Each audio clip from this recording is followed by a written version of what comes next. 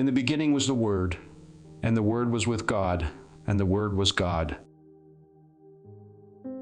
In part 1 of this series, we learned that the Greek transliteration for word is logos, which Strong's defines as something said including the thought. By implication, a topic, subject of discourse. Also reasoning. The root of this word is lego, which Strong's defines as to lay forth. That is, figurative, relate in words, usually of systematic or set discourse. As these definitions indicate, God's logos is far more than just good words or sayings. Rather, they are essential to life.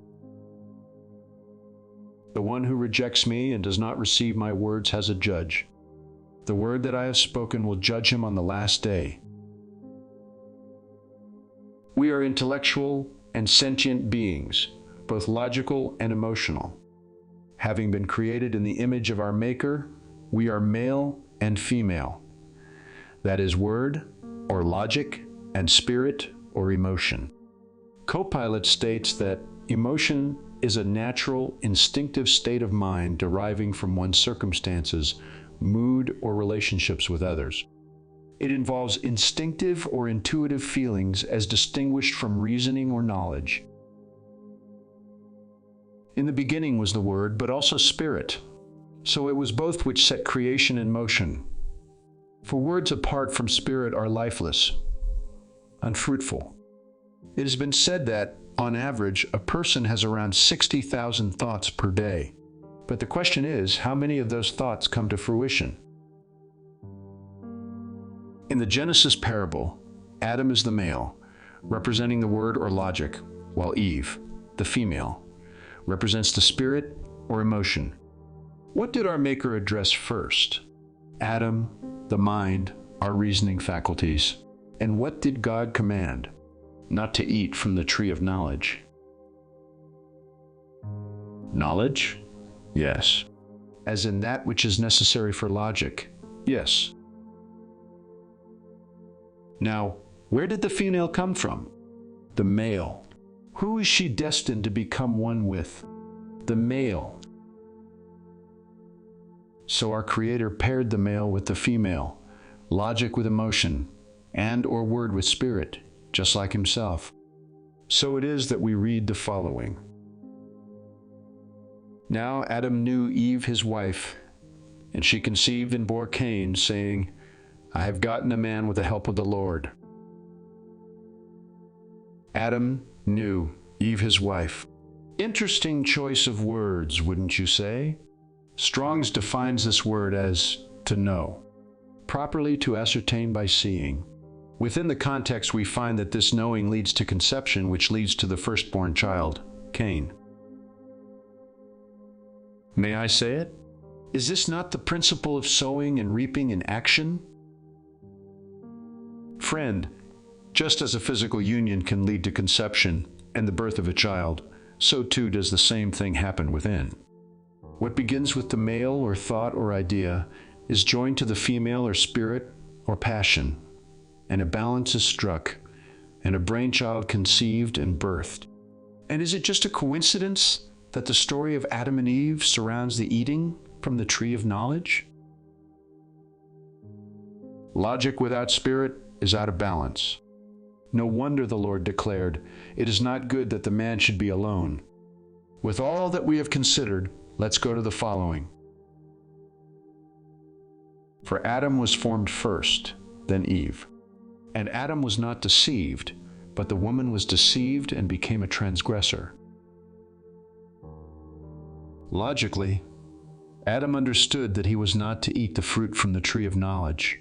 However, the serpent did not appeal to Adam's logic, but to his emotion, as typified by Eve.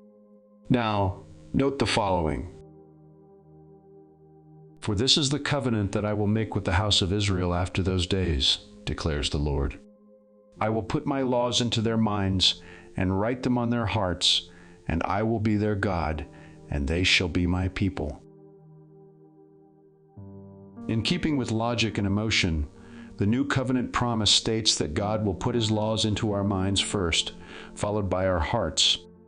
First male, then female. This leads to the following. The heart is deceitful above all things and desperately sick. Who can understand it? I, the Lord, search the heart and test the mind to give every man according to his ways, according to the fruit of his deeds. The woman was deceived. The heart is deceitful above all things. We have a match, for when emotion is out of balance with logic, it results in deception. Feelings cannot take priority over reasoning. Interestingly enough, what did God determine? The man is the head of the woman. Feelings or emotions must always be tempered with logic or reasoning. And love? Love is an emotion, is it not? It is. So the serpent appealed to Adam's emotions and not his logic.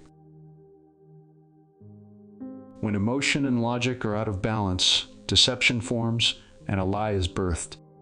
Eve's and Adam's temptation was based on the love of self. How do we know? Due to the following. So when the woman saw that the tree was good for food, that it was pleasant to the eyes, and a tree desirable to make one wise, she took of its fruit and ate. She also gave to her husband with her, and he ate. Do not love the world or the things in the world. If anyone loves the world, the love of the Father is not in him. For all that is in the world, the lust of the flesh, the lust of the eyes, and the pride of life is not of the Father, but is of the world. And the world is passing away, and the lust of it. But he who does the will of God abides forever. Look closely at our passages. Do you see that good for food equates to the lust of the flesh, while pleasant to the eyes equates to the lust of the eyes? This leaves but one other component. Make one wise. Logically speaking, would this not correlate with pride of life? It would, and I like the way the NIV renders it as the boasting of what he has and does. Isn't he the self? Might the serpent in Genesis denote this boastful essence, especially when we consider Proverbs 16:18? On a side note, has and does just happens to correlate with buy or sell or exchange. Now Adam knew Eve, his wife, and she conceived and bore Cain. Let's bring this to the following. But it is not the spiritual that is first, but the natural, and then the spiritual. Here Paul contrasts the first man Adam with the last Adam, Christ. In this comparison, Adam represents both Eve and Adam, encompassing male and female, as well as mind and heart. When Adam knew Eve, his wife, she brought forth Cain, a tiller of the ground. First, that which is natural. Then we're told she brought forth Abel, who was a keeper of sheep. Afterward, that which is spiritual. Christ, the last Adam, as head of the church, Eve, his wife, is bringing us into balance through the divine fiat of our Father. The pattern is clear. First, the natural, that is, the mind or logic or reasoning, followed by that which is spiritual, the heart or love or emotion. First, the tree of knowledge, followed by the tree of life. The first leads to the second. But before we can experience the tree of life, something else must transpire. And what is that? Death.